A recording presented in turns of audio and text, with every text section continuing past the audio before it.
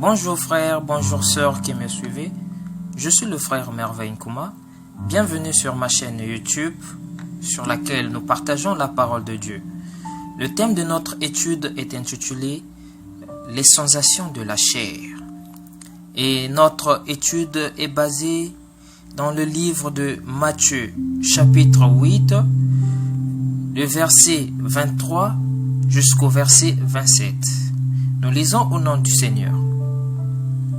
Jésus monta dans la barque et ses disciples le suivirent. Et voici, il s'éleva sur la mer une si grande tempête que la barque était couverte par les flots. Et lui, il dormait.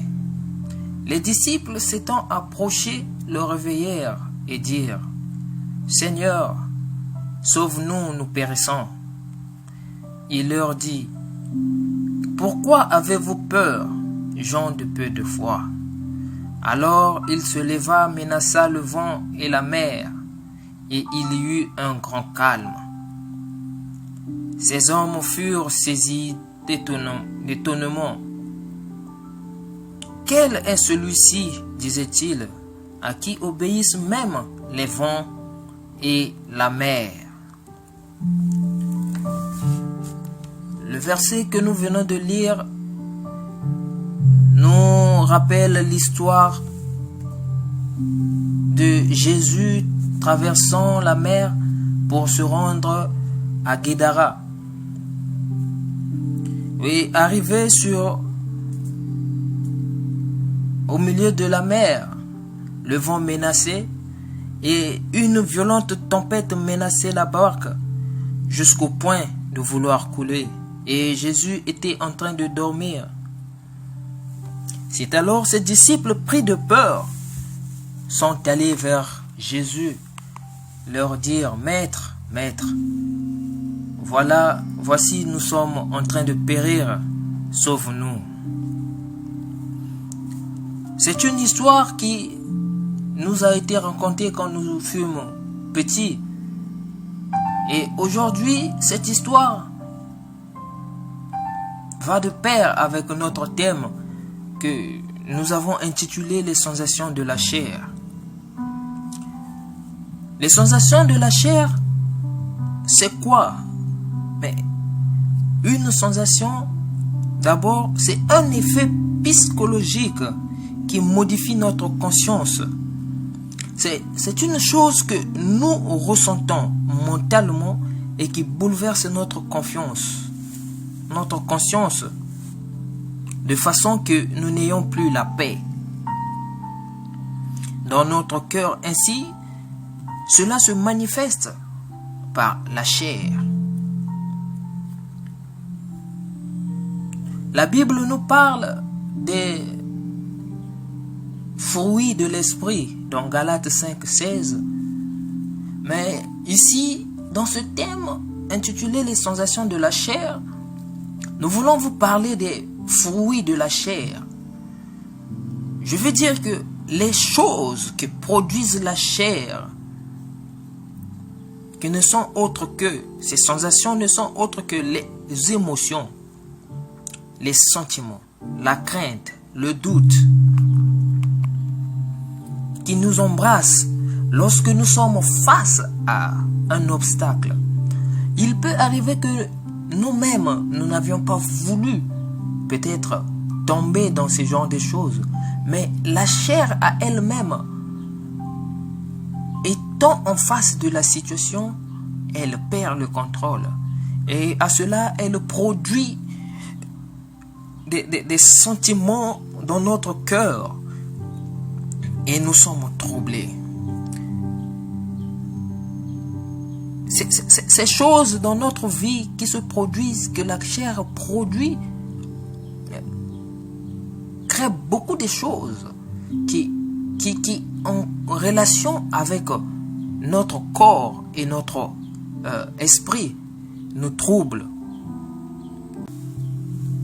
Et c'est l'exemple des disciples de Jésus.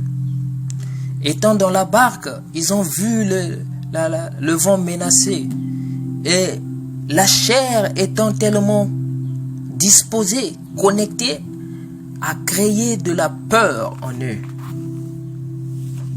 Voilà comment elle s'est manifestée en eux.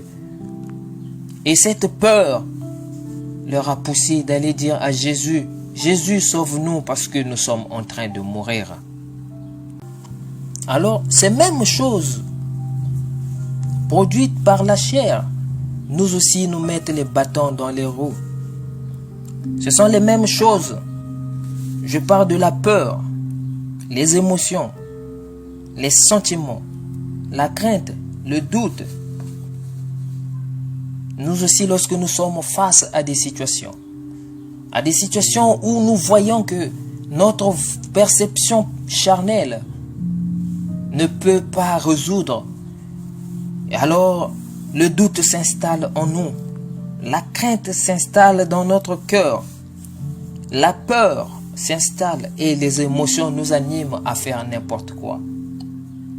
Oui, ces sensations nous enlèvent la vision de croire en nous qu'il y a un Dieu quelque part.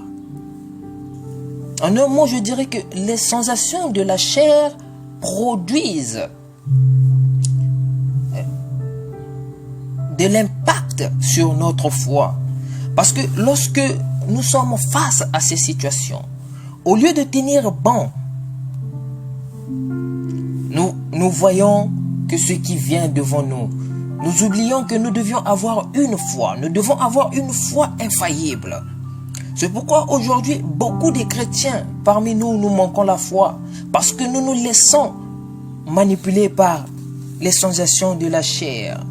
Nous nous laissons manipuler par la peur, nous nous laissons manipuler par le doute, par les sentiments de toutes sortes de sentiments, par les émotions. Alors, ces sensations ont des effets très dévastateurs dans notre vie chrétienne. Lorsque ces sensations s'installent dans notre vie chrétienne, face à une situation, lorsque nous laissons les sensations prendre la place de notre vie, cela crée en nous de l'incrédulité. La foi en nous disparaît. On n'a plus l'espérance en Dieu qu'il existe un Dieu quelque part. On n'a plus la persévérance d'aller au bout de notre combat. On n'a plus cette vision de dire qu'il existe un Dieu à qui tout est possible. Oui, nous sommes troublés. Nous sommes malmenés. On se dit que voilà, je suis arrivé au bout de ma situation. Rien ne peut encore et tout est impossible. Nous oublions que nous devons avoir une foi dans laquelle nous devons croire toujours qu'il y a un Dieu à qui tout est possible. Nous oublions que nous pouvons nous affermir sur notre foi. Oui, quand nous sommes face à une situation, nous nous inquiétons beaucoup. Des fois, la situation, elle est passagère, mais dès qu'elle nous envahit, le doute s'installe, la peur s'installe, la crainte s'installe et toutes sortes d'émotions. Oui, nous ne faisons plus confiance à Dieu à ce moment-là. Nous voyons que notre situation est tellement grande que les sensations de la chair nous prouvent qu'on n'a plus d'autre solution. Et par là, nous voyons la grandeur de la situation et nous ne voyons plus la grandeur de notre Dieu.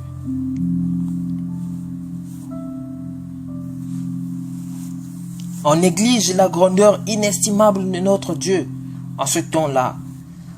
Or, en lui, tout est possible.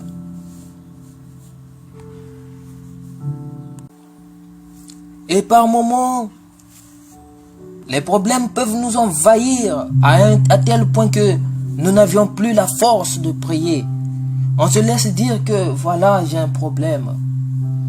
Voilà, je ne peux plus. Mon problème est tellement grand que on laisse le temps, on se laisse à s'inquiéter. Oui, on s'inquiète jour et nuit. Tantôt on manque de sommeil pour dormir. On oublie que la solution est entre nos mains. La solution, c'est de chasser les sensations de la chair qui nous envahissent. La solution, c'est de ne voir que Dieu. En lui à qui tout est possible. En lui à qui tout est possible. En lui à qui même les situations impossibles sont transformables en situations possibles. Et voilà, quand la situation nous dépasse, la première des choses que nous faisons, au lieu de croire en la solution de notre Dieu, en la puissance de notre Dieu, au lieu de croire que Dieu peut faire et que toute situation en lui a une solution, ce que nous faisons, c'est de vite courir vers Dieu, dire « Seigneur, sauve-moi. Seigneur, voici, je suis en train de me noyer, sauve-moi. Ma situation, elle est tellement grande. » Oh, bien-aimés frères, ce message nous enseigne quelque chose qui est très capital dans notre vie, c'est la foi. Oui, la Bible dit que c'est au moyen de la foi que nous sommes sauvés. Et aussi, c'est au travers de notre foi que nous obtenons tout ce que nous demandons en Dieu. Et Jésus dit à ses disciples que homme de peu de foi, pourquoi avez-vous peur? Nos situations nous inquiètent beaucoup. Et surtout, on se dit, mais que sera mon lendemain? Parce que tout est sombre et sans issue. Homme de peu de foi, mettons notre foi en Jésus-Christ. Mettons notre foi en Jésus-Christ. Car en lui, nous avons toute la solution. En lui, tout est possible. Car s'il s'est élevé pour calmer les tempêtes de la mer, s'il s'est élevé pour calmer l'eau qui est en train de divaguer, s'il s'est élevé pour mettre la paix sur la mer, il s'élèvera aussi pour toi. Il s'élèvera pour ta situation. Quelle que soit la forme qu'elle est, quelle que soit la grandeur de ta situation, oui, quelle que soit la grandeur, il est capable de guérir tes maladies. Il est capable de te donner tout ce que tu désires, à condition que tu aies la paix, tu aies la foi. Oui, la foi en Jésus, que malgré tout ce qui me terrassera, malgré tout ce qui m'arrive, rien ne peut s'élever, rien ne peut m'arriver, car sa parole déclare que 1000 peuvent tomber à ta gauche, 10 000 à ta droite. Reste calme, sois confiant en Dieu, rien ne t'arrivera. Oh, bien-aimés frères, tant d'histoires dans la Bible nous sont données pour raffermir notre foi. On voit Job, le serviteur, qui a tout perdu, qui a perdu sa famille, ses biens, tout ce qu'il possédait, parce qu'on lui demandait juste de maudire le nom du Seigneur. Oh, bien-aimés frères et sœurs, si c'était nous à la place de Job, on aurait dû courir vers Dieu, dire, voici Seigneur, regarde comment ma situation elle est. Alors que ce qu'il devait, ce qui manquait, ce qui s'obligeait à Job, ce n'était que la foi. Oui, cette foi de refuser que quel que soit ce qui m'arrive, je ne renierai pas Dieu. Quel que soit que je manque d'argent, que je tombe malade, que mes enfants meurent, que mes bœufs, ma richesse soit détruite, je ne changerai pas ma position. Je regarderai le Seigneur mon Dieu Tout-Puissant de la même manière et je resterai ferme à ma foi. Et je ne resterai ferme à ma foi qu'en le servant et en le rendant gloire, honneur et adoration. Oh, l'histoire de Job, c'est quelque chose qui doit nous booster dans notre foi. La Bible nous parle aussi de 3 jeunes hommes, Shadrach, Meshach, Abednego. Oui, qui ont fait démonstration d'une foi infaillible. Oui, face à Nebuchadnezzar. La Bible dit qu'on leur a demandé de se prosterner devant le Dieu des reins.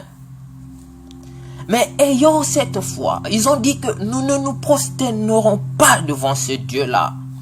Nous ne nous prosternerons pas devant le Dieu que vous avez élevé, parce que au-dessus de nous, il existe un Dieu, celui qui a créé le ciel et la terre, celui qui est le Dieu créateur, celui en qui tout est possible. Ils ont dit que si vous n'adorez pas ce Dieu-là, nous allons vous jeter dans la fournaise. Ils ont dit, nous ne laisserons jamais. Ils ont gardé la foi en Dieu. Ils ont dit, malgré ce qu'ils veulent, malgré ce que le roi est en train d'obliger, s'ils vont nous jeter dans la fournaise, au nom de Jésus-Christ, nous irons dans la fournaise et rien ne nous arrivera.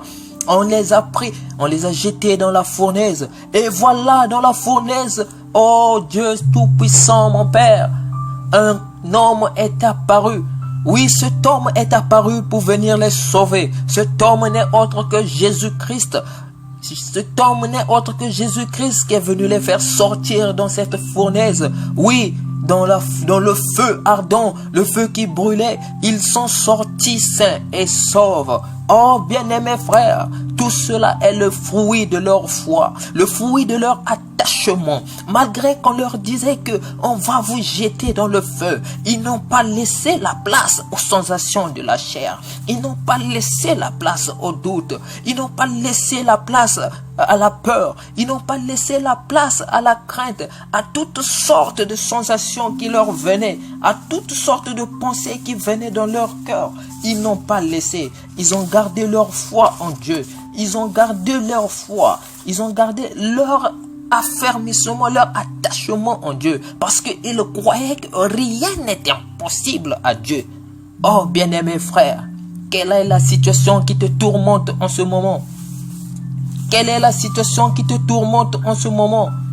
Frère, j'aimerais te dire, quelle que soit la grandeur de ta situation, frère, sœur, oui, frère, sœur, quelle que soit la grandeur de ta situation, demande au Seigneur, dis-lui, Père, donne-moi un corps qui consistera à regarder qu'à ta face, à regarder que toi, à ne plus regarder les problèmes et que mon regard ne soit fixé qu'à toi, malgré, Seigneur, le feu qui m'embrasera, malgré, Seigneur, mes enfants qui périront, malgré, Seigneur, ma richesse qui sera détruite. Père, que je ne regarde que toi.